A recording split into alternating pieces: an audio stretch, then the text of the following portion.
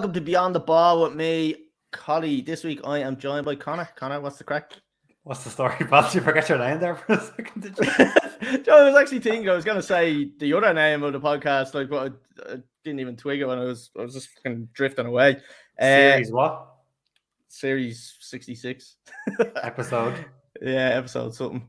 Right, Conor, we're not gonna waste time because no one wants to listen to me and you. We are joined by a former Inverness, former Hearts player, and a current player in the MLS for Atlanta United. We are joined by Jake Mulraney. Just fucking everybody's name up today. What's the crack, Jake? What's the story? What's happening, lads? Thanks for having us on.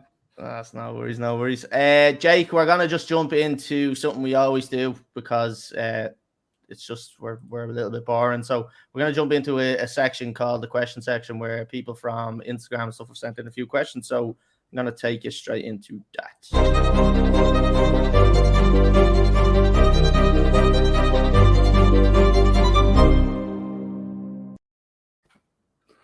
It's good, isn't it? It's not bad. I'll tell you. Not bad. Right, I'll jump on to the first one, right? So this one is in from Shane Kavanagh. In regards to the standard of the MLS, how do you think Atlanta would fare out in a European competition such as Champions League or Europa League? So I suppose he's asking what type of standard do you reckon the MLS is at compared to what you've maybe seen abroad? We always talk about this in the change room. I don't know. It's a hard one because we go from like £20 million players to play 200,000. Oh yeah. So there's a bit of a gap, but in terms of like our and you're the £20 million player, I presume, yeah. I don't know. I think a lot of players we have players that have played in the Champions League before, but I think Atlanta, all in all, I don't know. I'd say we give it a good whack. Like say, just say, I suppose, like the likes of LA Galaxy, they're probably the most established, are they? Would they be the most established MLS team? They'd be probably the most recognised MLS team, I'd say, yeah. So who is the current champion of MLS? New York City. So just say we put New York City in. How do you reckon they're going? Like, there's probably not a massive difference between yourselves and New York. Like, you'd obviously give them a good game. So you'd probably consider the same level, like, would you?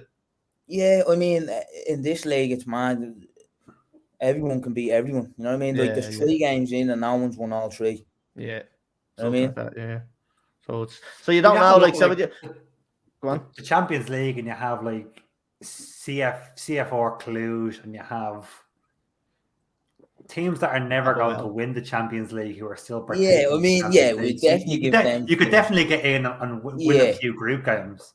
Yeah, I reckon we could, yeah. I reckon we could. Yeah, it's interesting because I always think it's really hard to compare the MLS to any other league. I just think it's like a whole different, like, it's just a whole different world over there. Like, it's everything about it is completely different. Like, but look, we'll move on. We'll move on to the next one. Conor, you want to move on? Yeah. So Dylan T43, have you seen much progression in the USA in terms of support for teams in the MLS? So since you've been there, have you seen any kind of growth for maybe Atlanta specifically or across different teams you played against? Yeah, the support that we get is unbelievable, boys. It's mad. First game we played at home, I think it was 73,000. People? Is that all? That's a bit shit. Get more at Fairhouse. Not really. Well, a new team's only had to come into the league, Charlotte. Yeah, and they broke the record. I think they got 75 or something mad. Yeah, but the support throughout the league's mad. Yeah, some people just go to have a bills up and watch people kick a ball without having a clue. Don't we all?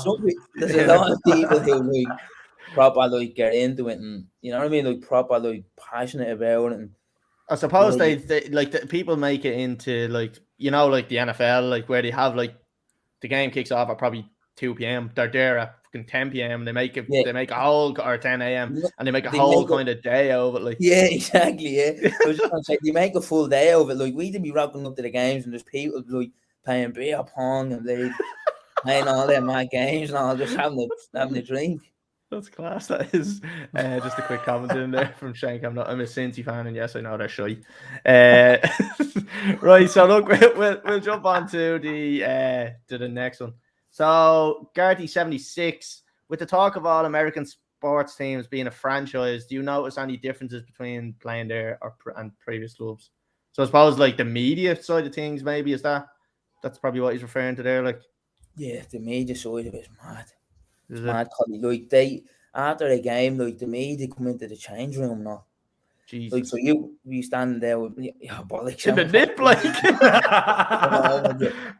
Like, you know, I don't mind it yet, but you know when like everyone else is dressed, but he's there standing. Yeah, just proudly displaying. I don't mind it at all, but like when you've had a bad game, you lose a game, and people are sticking microphones on your face, and like, yeah, I mean, but the media over here is major chill, yeah. It's mad, like, isn't it? Go on. To touch on the franchise question, I suppose, is there any kind of fear that the team could move somewhere else, or is there any kind of talk around like the owners could up sticks and go to St. Louis or somewhere like that instead? Like, is that a thing that's talked about, or is it just a case of Atlanta United are always going to be in Atlanta? No, well, as far as I know, yeah. I mean, all the like owners of the clubs normally have one or two other teams. Like our owner has, I think he has the Falcons, the football team, and they're both here. You know what I mean? So I don't think he's looking to shift us anytime soon. Yeah, he wouldn't be moving one team. He'd be moving two. Yeah, he'd be moving the whole lot. Yeah. But no, I don't think that's something that happens often. No. Right, we'll move on to the next one. Connor, this is your one, I believe. Yeah, I'll take this because it's LFC, not 1985. Jake, what's your biggest achievement or the favorite thing you've accomplished in football? So I suppose there are two separate questions. So I will take the biggest thing you've achieved so far through football, and then probably your favorite thing afterwards. I've only won this little Iron Brew Cup at Inverness. That was probably the biggest cup I've ever won. But that's making no, that's not necessarily the biggest cup you've won, or like obviously you've got underage international caps as well. Yeah. Like that's a massive achievement for. Well, I would take them anyway, you know. So that's not saying much. Yeah. Something like that, or playing in front of, as you said, 70. Yeah, I was just going to say that. Yeah, probably playing in front of that kind of crowd. Yeah. Look, I've experienced like mad atmospheres before, like at Celtic Park and Ibrox and stuff like that. But I've never had it as like my own crowd. You know what I mean? Like the home crowd. Yeah. And now the Atlanta fans never stop. Like there's a section down the end that just non-stop, like mad. The noise of it, like you can't hear anything on the pitch. I'd say that would probably be the biggest one, yeah. And I suppose the other thing is your favorite thing. So what's one thing? Like I know obviously we were talking about just before that you came on obviously in I think it was the 83rd minute against Charlotte and scored the minute or a winner in the 96th minute. We won't talk about the one that hit the corner flag, but we won't talk about that one. But like something like that, is that like was that up there in one of your favorites or? Atletico Madrid just gone 1-0 up against United. Oh, love it. I thought they scored already. No, was that called off? It was disallowed. Yeah, sorry, Jake. Love it. Sorry, what were you saying there? the favorite thing. So like the favorite thing. Your favorite thing. Obviously, like scoring in the 96 minutes, obviously a thing that probably stick in your mind. But yeah. Is there anything else that you've is there any other goals or anything that you've scored that you were saying to yourself, that's fucking important. Like that's a big goal. Like, well, it wasn't important, but it was at Celtic away, and they're the same. Like they're non-stop. Like Celtic fans are really mad. And I scored, and it's the quietest I've ever heard Parkhead ever. Like Celtic Park, I've never heard it like that quiet before in my life. Like you could hear our manager like talking from the other side of the pitch. You know what I mean? Like when a minute after we scored. The silence is golden there. Like, yeah, that was mad. Yeah, I remember that probably for the rest of my career. That's brilliant, that is. Right, we'll move on to the next one. There's only this one and then one more, and then we'll move on to talking a bit about your career. So is this me? Yeah. Who was the funniest person you have met playing football and why? Funniest. There's a few. Jack Bones hilarious. Jack Bones very, very funny. Brad Guzan. Oh yeah. Come here. He came up with a question later on because I was looking through the squad yesterday and I saw his name and I was like, what's he like as a person to like play with, to train with? He's well, I think he's 37, but he goes on like he's 15. He's one of them, you know what I mean? But when he's on the pitch though, like you listen to him, you know what I mean? Yeah. He's the biggest human being I've ever seen in my life. I wouldn't like a smack on him. Like when he's talking, like the boys listen, but then off the pitch, then he's got like here they don't really get like sarcastic banter and all, you know what I mean? Sometimes they have to kind of say, I'm only messing. Like it's only a joke. But he gets it. Like he was in England for I don't know how long. He was in England for ages. So he gets that kind of banter. The English do kind of are similar enough, aren't they? They kind of get it, like whereas the Americans they don't. You'd have to explain it a bit. Yeah. And is Brad like a prankster? Is he just take the piss out of people? Like he just takes the piss like non-stop. You know what I mean? Like you can't walk past him without him giving you a stick. So like after you hitting the corner flag, if you go into training this morning, they're gonna have Guzan in your ear giving you shit over it. I'm saying about 70% of the team mentioned it. But he was the one that gave it. Like I was injured for a while and I left training early. Just because you know yourself when you're injured, like you come early and you get your stuff done and you go. And just haven't heard the end of it. I got fined 300 quid. I got fined. They do this wheel spin thing, yeah. So there's like different options on the wheel, and wherever you land on, you get that. So I got fined 300 quid. That, and then I just get it off Brad every bleeding day. What other options are we talking on the wheel here? What else is going on? So I got free, yeah. So I got away with it. I was buzzing off. Brad was sick, yeah. So we got free, but you get stuff like you have to wash someone else's car or come in a Halloween costume, or you have to like clean up the whole pitch. There's loads. There's a few. Or you get like there's like a 600 quid fine. The ones where you're dipping into your pocket aren't the nice ones, really, Eddie. Like you wouldn't mind rocking up in a in a sailor suit to play a game of ball. Someone 600 quid and it's different. That's on top of your fine as well. So like I would have had to pay nearly $1,000. And who runs the wheel? Is that like a skipper thing? Is that like a management thing? Is it? No, it's just between the boys. So on a Friday we do it before the game. So we'll get everyone into the change room. They'll spin the wheel wherever it lands on. You have to do. There's one way you have to dunk in the ice bath, like head, like the full dunk in the ice bath. So you have to share boys that feel it. You just have to basically be a gobshite for the day, you know. Deadly. That's class. And I suppose is it like I suppose back in you've probably done it at the likes of Crumlin and stuff like that. I know I done it with Cherry Orton. Little fines, little fines for stupid stuff. If you come in with like dirty boots, you're paying 100 quid. Like, is there any of them going on? Like, is there any stupid little fines that you kind of have rolling, or is that kind of left out? No, there is fines. Yeah, so there's fines for like. There's like little sloppy ones where if you leave gear about or like going up to the cafeteria and in flip flops, like little stupid ones that you get caught with all the time, so you just forget. Yeah. There's no major ones. There's no not that I can think of. And there's no like big ones. You know what I mean? There's no like Frank Lampard's where if you don't show up on time, you're getting fined 50 grand and all these ridiculous. Oh yeah, I mean, yeah, things. late are heavy, especially on a match day. Yeah, I think yeah. you're looking at probably nearly a grand, yeah, something like that. It'd be stupid, yeah, on a match day. Classic. Right, so look, we'll move on to the next one. This is the last one, and this is one we always ask guests. So, Connor, I'll let you do the honors. Yeah, so we've got some tasty answers off of this. Well, Keith Fatty last week threw us to the dogs.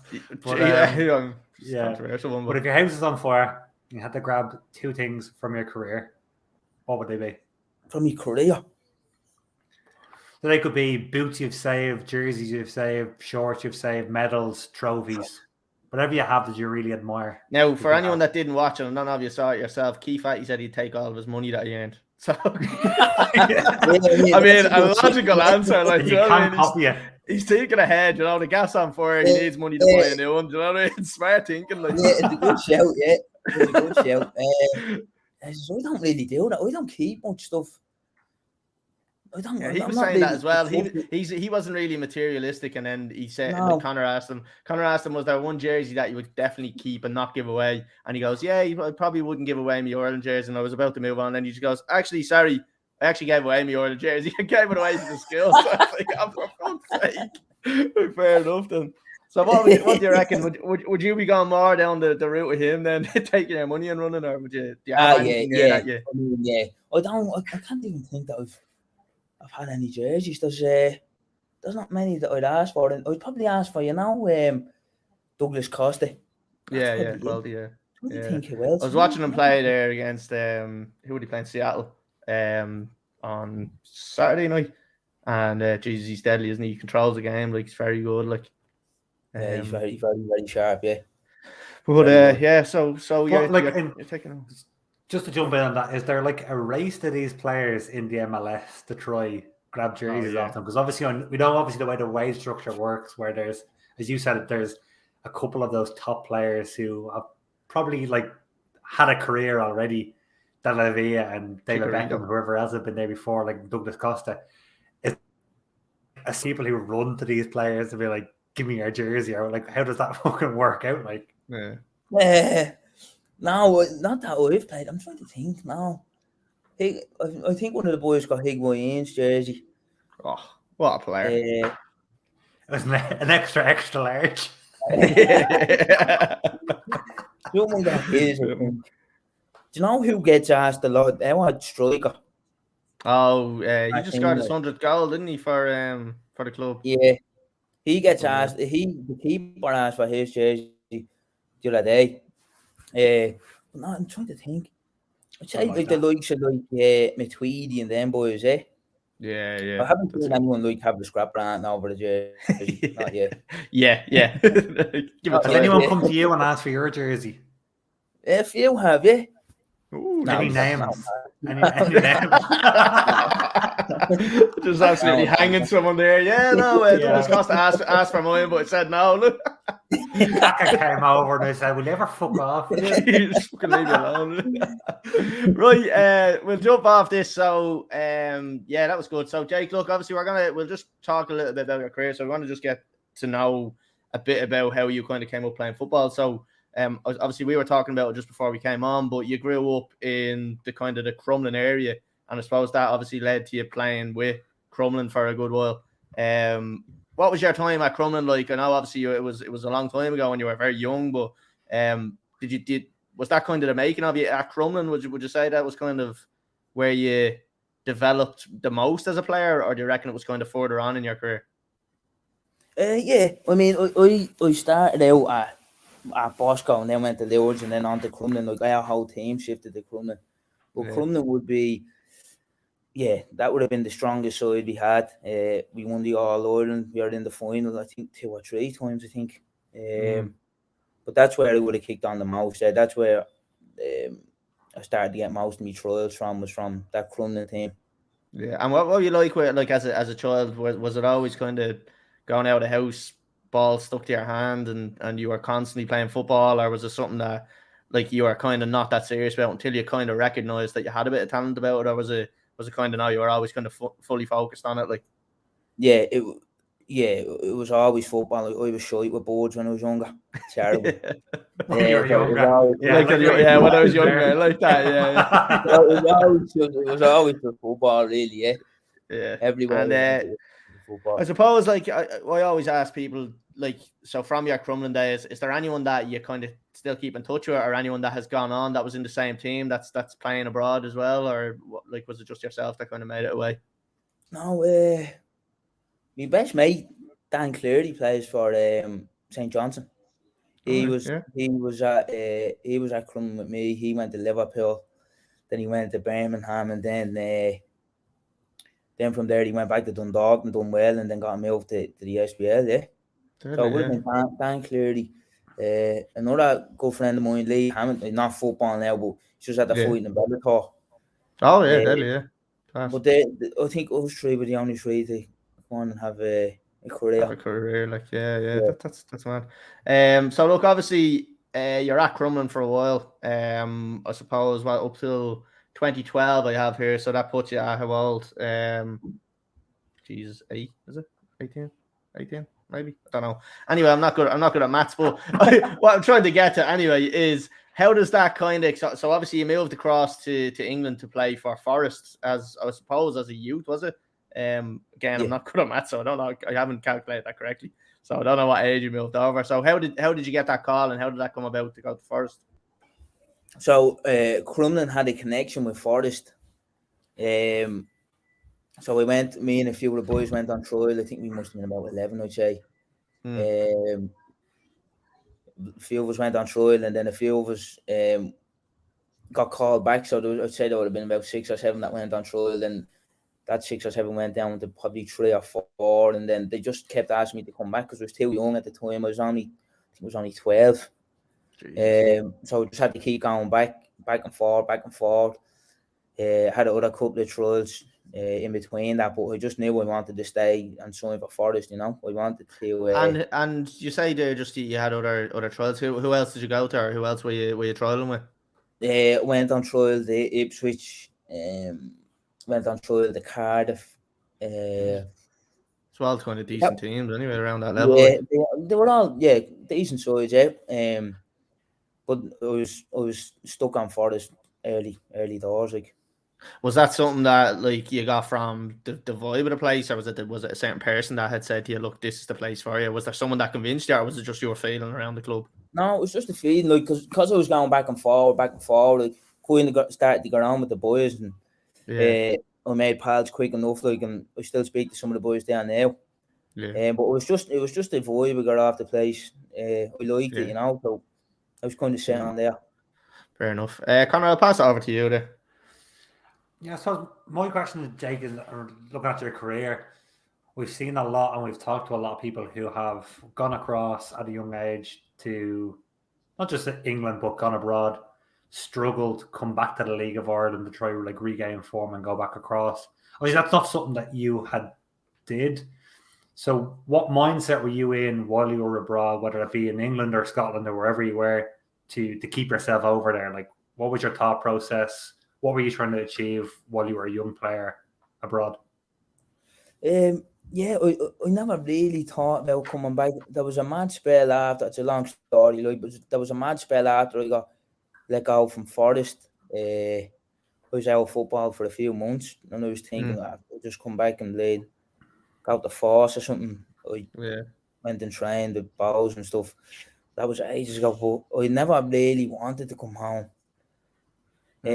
I'd like to probably end at home, but I just always wanted to stay abroad. Like, I always wanted to stay in England. I always had that thought of making it in England or later on in Scotland. I don't know. I just never wanted to come home. My mum would always tell me as well. My nanny always give me stick for saying if I was ever thinking of coming home, she wanted me to stay away. But I just always wanted to stay there. Was that because when you grew up that success was always abroad and not at home? Exactly. Like, there wasn't a great light shone on the League of Ireland, Still isn't really, is it? No, I agree. It's not a great light shone on it. But I mean, I watched a few games. I watched my sister's fella plays for Bows. I watched him and Who's your sister's fella? Tariq Wilson. Tariq, all right, yeah, fair enough. Good little fella, yeah. Handy. The standard was good though. I enjoyed the game. Obviously with Rovers as well, they've got some really good players. They have got good players. That's our next guest anyway, Colly. We have Tariq coming on. Yeah. But I was like we're saying there with Rovers, just sticking on the league, where like with Rovers, and they have good players, but they don't seem to be playing as well as they could. I don't know whether it's, I'm not going to say an ego thing, because we talked to Pico Lopez there 2 weeks or 2 or 3 weeks ago, and I didn't get that from him anyway. But like, there's a lot of big personalities there, and I think it was their last match we were looking, and it was almost like they weren't really trying. So that's probably going to be an issue with the League of Ireland when you get them players that have gone abroad and done well, I suppose, with the likes of Jack and stuff like that coming back. How do you manage all these people? Like that's probably a massive issue. I do think what Jake had said as well is that the level has increased since he's left from the league and obviously went abroad and done his bits. And I'm not saying that you've missed out on loads of stuff that's going on in Ireland, because obviously you haven't. You've gone into fucking bigger and better things. But the league has definitely grown since then. We're even seeing this season we've had more sellouts in grounds from an attendance point of view already so far, whatever it is, 6 or 7 weeks into a season, than we've ever had in like a full league fixture, like a full season. So there's definitely growth going on in the league, but can they grow as fast as quality players like yourself, Jake, who was just saying, what's that point in going back at home when I can go to another club in England, or I can go to a League One side or a League Two side or a Scottish side instead? Yeah, 100%. Like, I do think the standards gone up though, because you see a lot of like Scottish boys go there on loan. Yeah. I've noticed like there's a few Scottish boys there, like from decent side Scottish clubs. The commentator said there was a boy on loan from Arsenal or something. Okay. I can't remember who. I think it might have been Bowles. I'm not sure who it was. Sure. Even sorry, just one other fella that we actually have him next week on the podcast. Anthony Wordsworth. He is playing with Waterford at the moment, but he had a great career over in kind of League One, League Two. Like I think he was with Colchester and stuff like that. So like, there is some sort of attraction there going on at the moment. Like, yeah, I thought the standard was decent. Now I watched the Rovers Bowes game. Rovers have some nice players, and so the Bowes. Like, yeah. They were robbed, Jake. They were robbed. They should have had a penalty. And they were fucking shafted. Game of fairness, yeah. I enjoyed it. Shafted. You hadn't add on to that, Conor? I suppose just the whole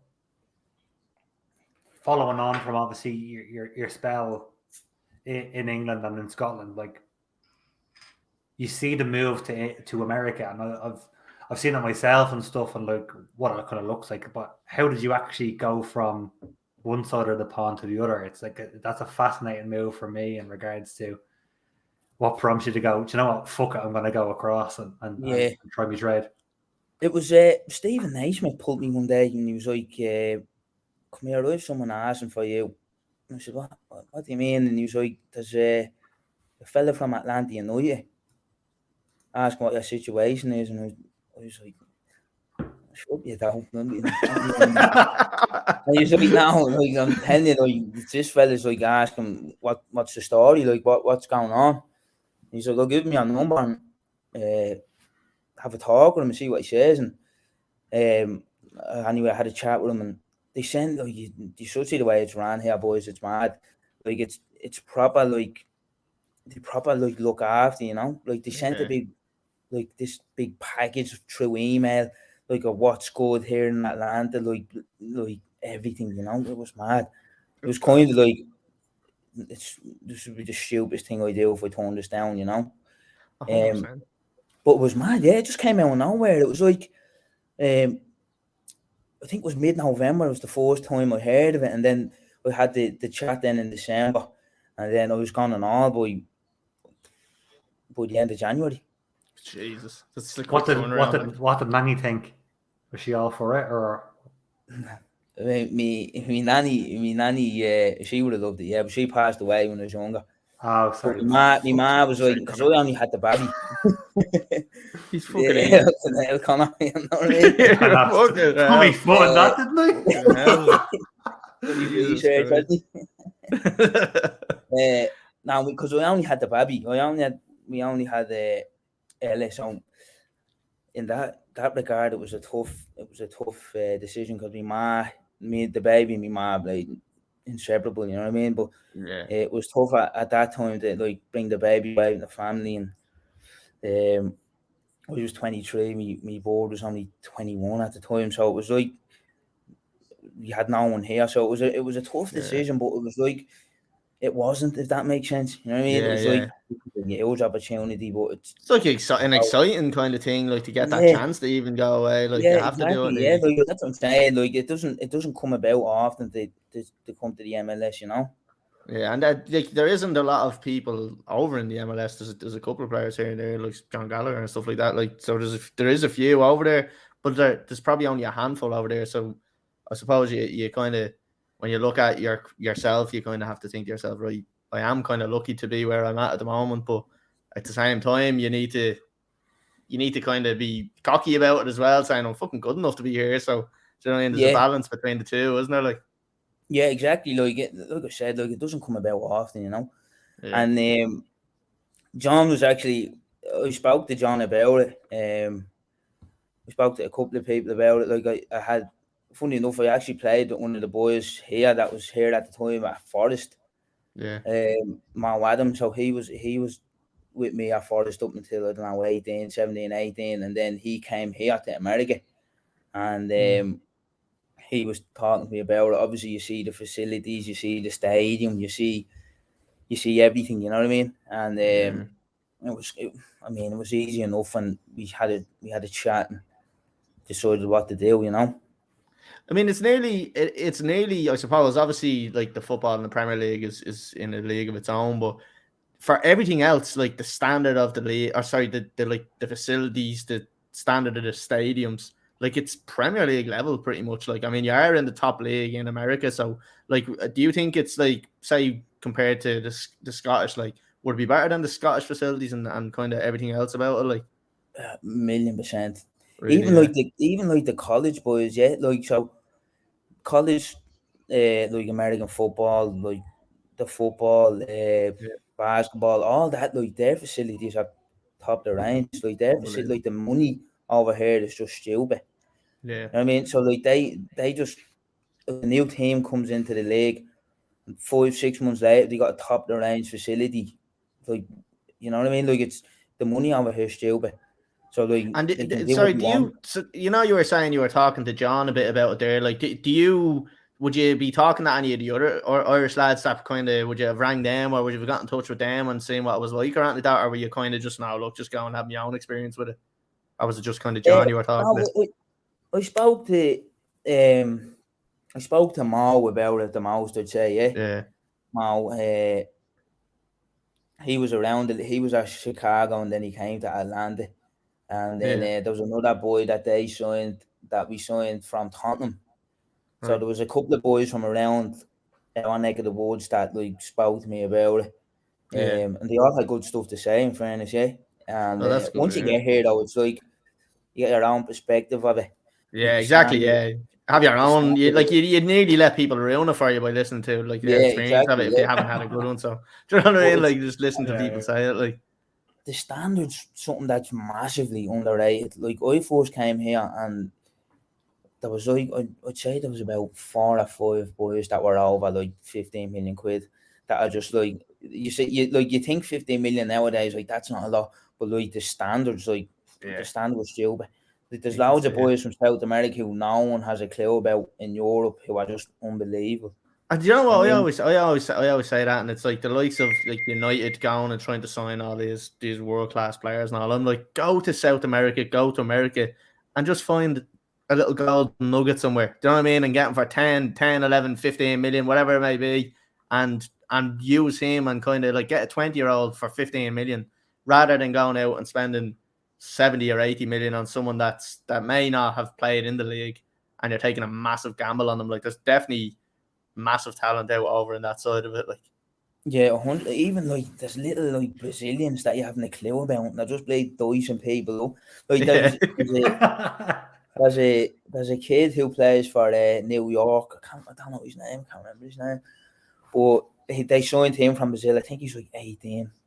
He came to our gaff. He was at the bench, and he came on, and everyone was just like, "Who the fuck?" I can't remember what his name was, but he was class. Like, and someone was just like, just some kid he signed from Brazil. Yeah, so I think they said like, why, like you said, like, why don't people go down it's there? Mental. I think it's mental. Jake's Dublin came out and upended them. And like, honestly, though, like you should see it. Like it's like you think the kids that Brazil produce now, but loads of them just come here just for cash. You know what I mean? Like some just say, I don't care. I'll just come here and make a fortune. But they're more than good enough to play in the top 5 leagues in Europe. Yeah, you know? definitely. Yeah. Just a comment in there, just a quick one. Jay, I presume Shane now thinks you're best mates because he's calling you Jay. But were you at the club before Almiron left to go to Newcastle? No, I came. I think it was a year. That's year after. 2 years there. But they're the placement. But the boys rave on about him all the time. Yeah, he was meant to be unbelievable. But he got himself a good move. You know, like he ripped it up here and got himself. It goes to show it can happen though. Anybody that hits that bit of form can make, like, if that's what they strive for, because people I'd say are probably happy enough playing MLS can strive to kind of even head over to England, like, because there is definitely opportunities there, like, for teams like the likes of. Definitely, like, there's loads of people that are just happy to stay here. Like, and to be honest, I don't blame them. Like, the lifestyle's good. You know what I mean? Like, the money's good over here. The facilities, like you'd appreciate it a lot more if you leave. You know what I mean? Like, our facilities quality. Like, it went from like a few years back. I was training at school at Dagenham on loan. Like, you weren't able to move because the pitch was just full of mud. You know what I mean? It makes you. Makes you appreciate it, but it probably makes you feel like a superstar as well, I suppose, as well as everything else. Like, you know what I mean? It gives you that kind of bit of confidence, I suppose, as well, playing on them type of facilities. Like, just a quick one. I want to just, because we did skip over kind of a lot of your career. So obviously, it didn't work out at Nottingham Forest. Obviously, we don't know what happened there, but you went to QPR then after that, looking at it, and you spent 2 years there. What was your time like there, or what? How did you get on at QPR? QPR was good, yeah. I loved QPR. I worked with a coach there called Chris Ramsey, who was one of the best coaches I've worked with. And there was other coaches there that were really good as well, you know. But Big Richie Dunn was there. I spoke to him. He was trying to get a hold of him for the podcast. Can't get him.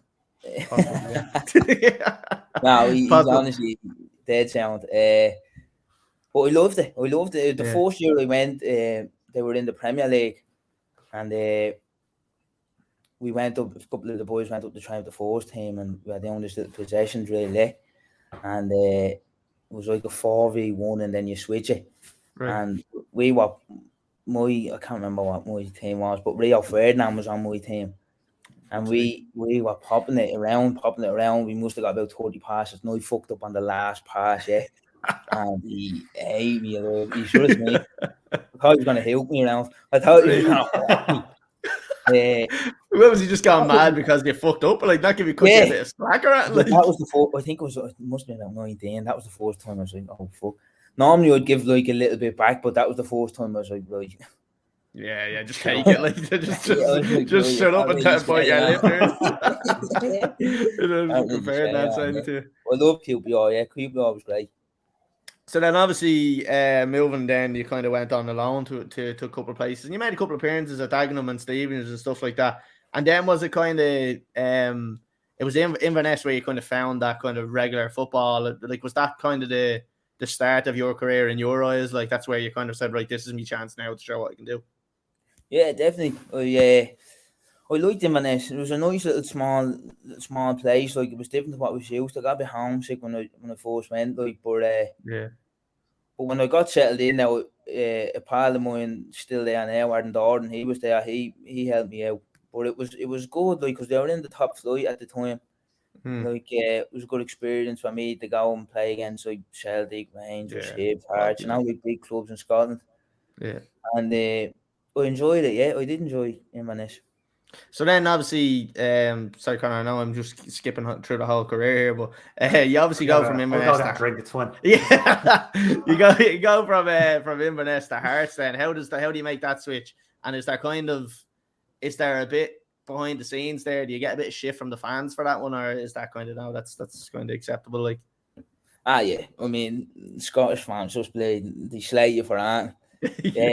Well, I got a bit of stick for that, yeah, for going to Hearts. I got a bit of stick off Irish people as well. Did you? Yeah. They're meant to be like, obviously, like Hibs and Hearts is like more down version of Celtic Rangers. I hadn't a clue about that. I didn't really care, you know. I just exactly. You just wanted to play football. Yeah. Yeah, exactly. Yeah. Yeah. I got a bit so, of stick. Conor, I'll jump onto you because I've been hogging it there. So, well, I want to go obviously back to the MLS, and Jake, you know what question's coming, and it's around the games, what they're like, the supporters.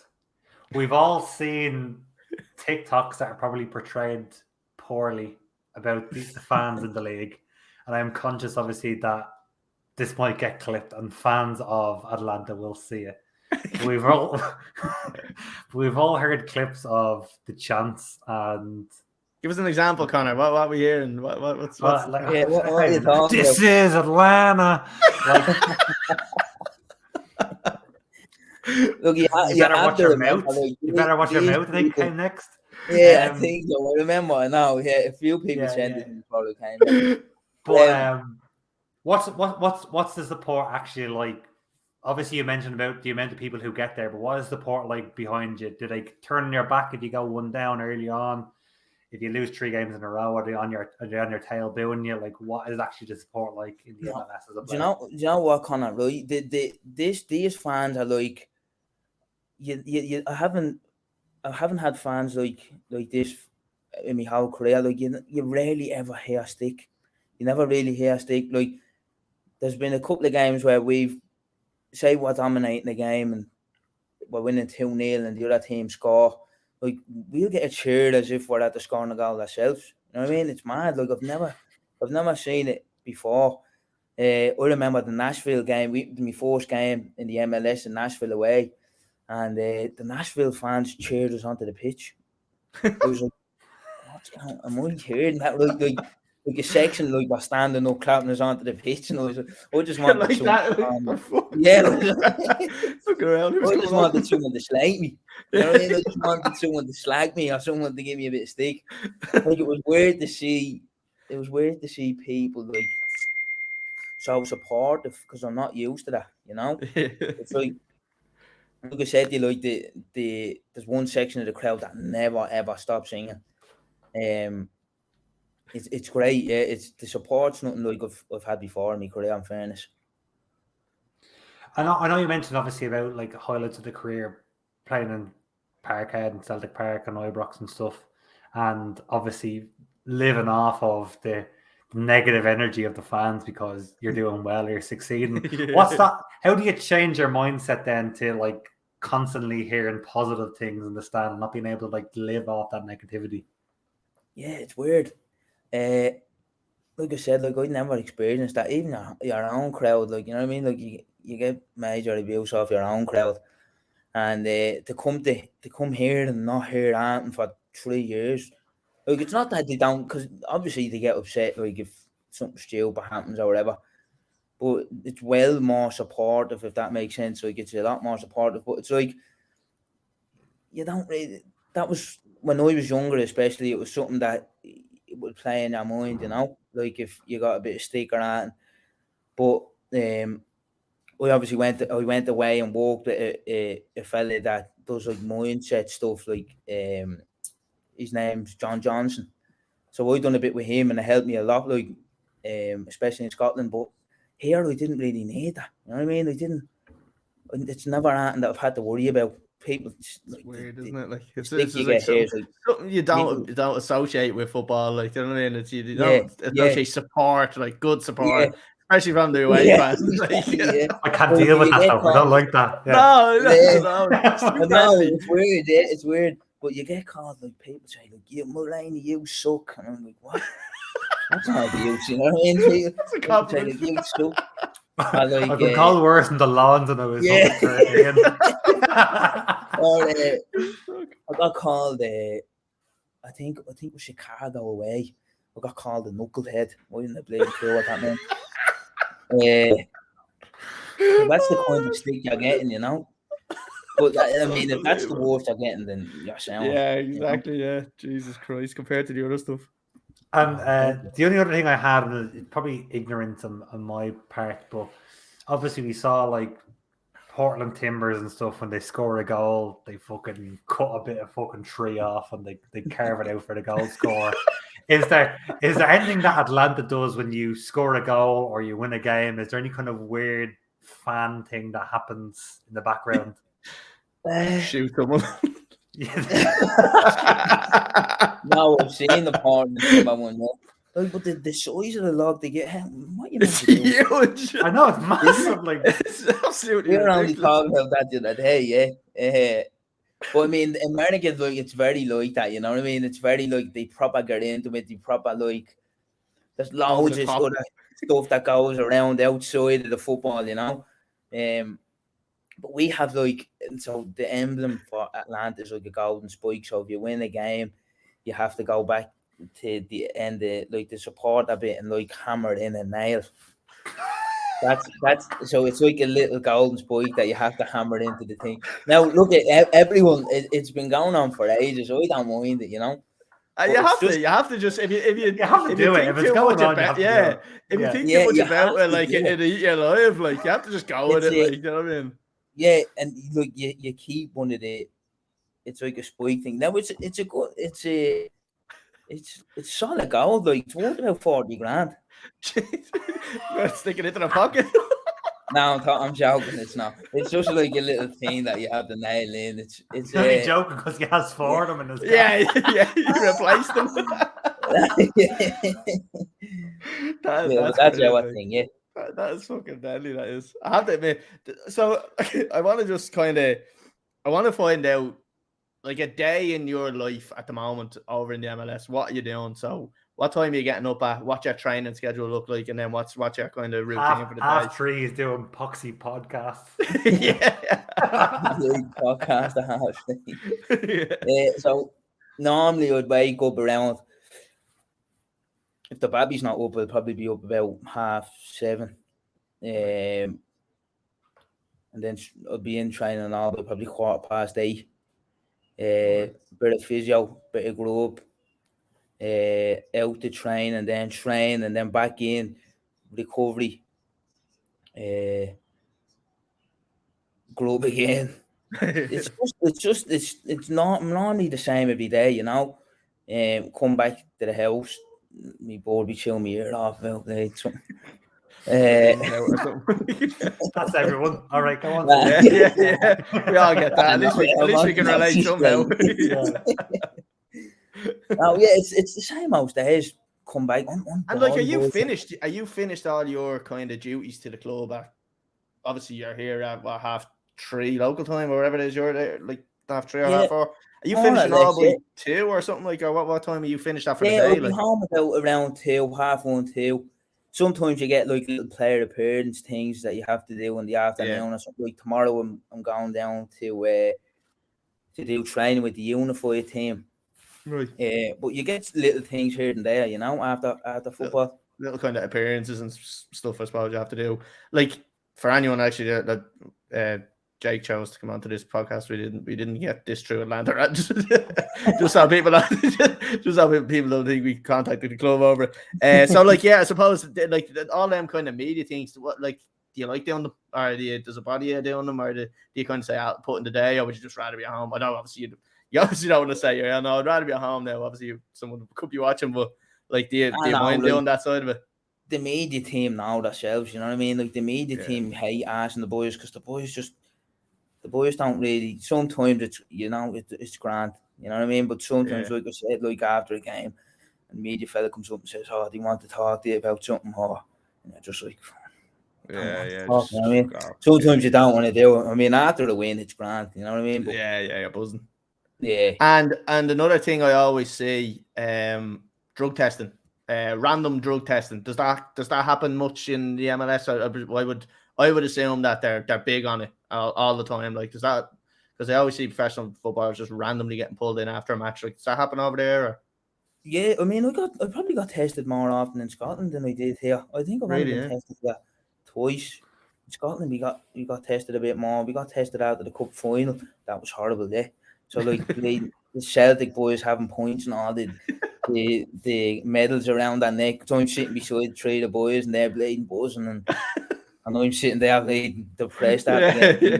So you're all brought into the same room, like, is it? Yeah, like we're all in the same room, sitting beside each other. Celtic boys are buzzing, like bleeding, bottles of blood in their hand.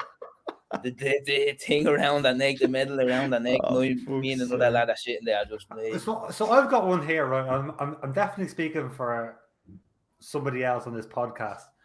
But what happens if you don't like pissing in front of somebody? Like, do you just stay there all day, or what's the story? I'm definitely not speaking for somebody. He's talking for me because I can't piss in public. Like, I will. I'm gonna just tell a quick story, because I remember me and Conor went out for New Year's, right, and I had to go to the Jacks. So I went into the Jacks, right, and I'm standing at the urinal. I had my flute in my hand, so I'm waiting to piss. Couldn't piss because there was about 3 people standing beside me. And then Conor walked in and he comes over and he's like, all right. And I'm just like, I don't even know why I'm standing here. I'm not going to be able to piss. So I walked back out and I knew a lad that was there. And I walked back into the Jacks about 2 minutes later. He just looked at me and goes, geez, you have a small bladder. And I was like, oh, yeah. I was like, I couldn't even piss. Like, I walked back in. I had to wait for the queue because I can't piss in public. So I'd be fucked if I had to do that. Like, yeah, because they literally stand in front of you and watch you piss. That's fucking... Literally, yeah, they stand... there's no privacy or that. Like, they're standing right in front of you looking at your flute piss.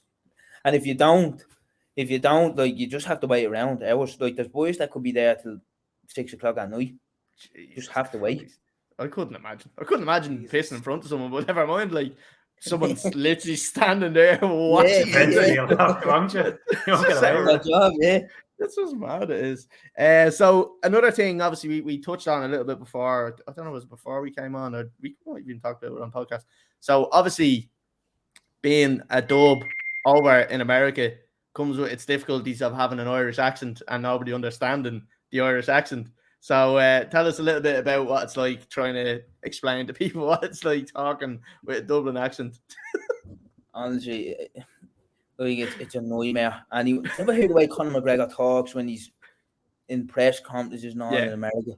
Like, that weird, like, it's very like slowed down voice. Yeah. You feel like like if any of the boys see me talk like that, I get slated for it.